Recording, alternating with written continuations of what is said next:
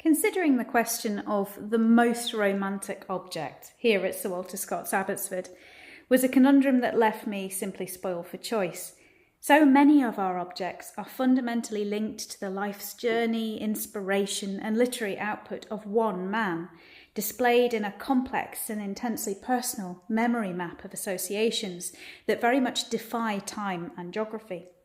They represent material exchanges between artists and writers and thinkers of the Romantic period and capture its key events, political and social movements, and causes hard fought for. But despite all of this, fundamentally I found myself returning to a particular place in the house, here in the dining room.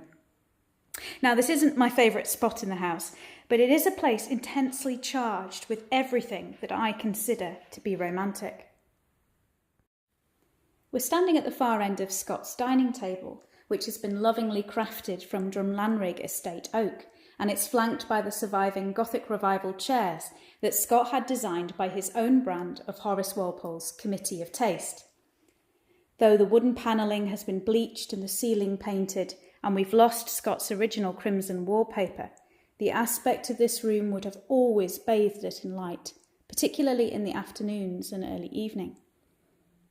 From here we look north from the original house, down onto the River Tweed, taking in the Underhaugh of Scott's estate, peppered by the picturesque planting that he presided over. We can see the icehouse parapet from where Scott's piper John Bruce would play his pipes for Scott's dinner guests. This room was a hub of conversation, hospitality and revelry, where so many leading lights of the 1820s wined and dined with their illustrious host. However, this spot by the window is particularly resonant because it is where Scott breathed his last on the 21st of September 1832. It is a strange thing for someone to pass away in the dining room, but this is where a bed was set up for the ailing Scott on his return to Abbotsford on the 11th of July that year. The choice of room was deliberate, capitalising on ground floor access for someone infirm, but the decision was also very much driven by the visual stimulus of its view to the Tweed. Scott's bedroom chambers had always been orientated towards enjoying this same view, and Old Father Tweed had been a constant feature of Scott's lifelong love affair with the Borders, from his boyish exploits, harrying wildfowl at his uncle's bankside villa in Kelso, to his fruitful literary years at Ashestiel, and later at Abbotsford itself. A voracious reader and passionate about folk songs and ballads from his youth, Scott was quick to appreciate the deep and historic relationship between rivers, peoples, songs and poetry. Rivers could be metaphorical and mystical, and yet they were also arterial, key routes of trade, commerce and communication. He once described the River Tweed as part of his creed, a fundamental keystone of his identity.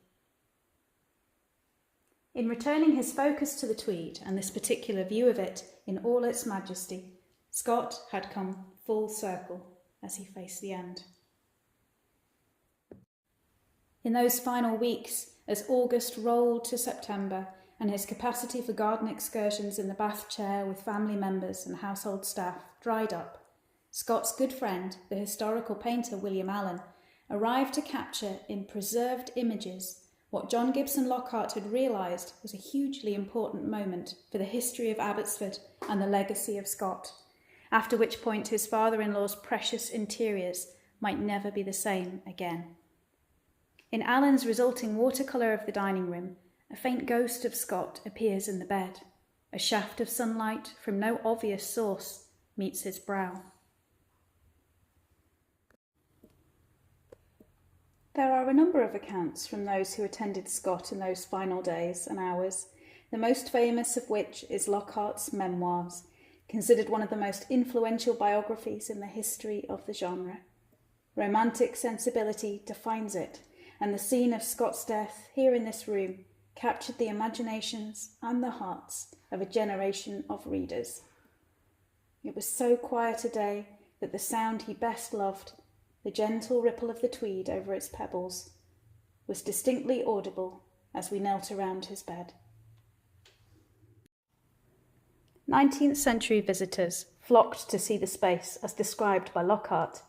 But in the first half of the 20th century, family members did try to reclaim it as a private apartment. This decision was eventually overturned in the late 1950s as the pressure to see where Scott died became overwhelming. I think at heart, the unique romantic appeal of this space is that at the same moment that every human being must face an onward journey alone, Scott was characteristically breaking the mould. On the same spatial footprint with which he had entertained a roll call of celebrity figures at his dining table, Scott was now transitioning from mortal remains to a literary character in his own story, with a rich mythic afterlife that would prove to be just as eventful and intensely social as his life.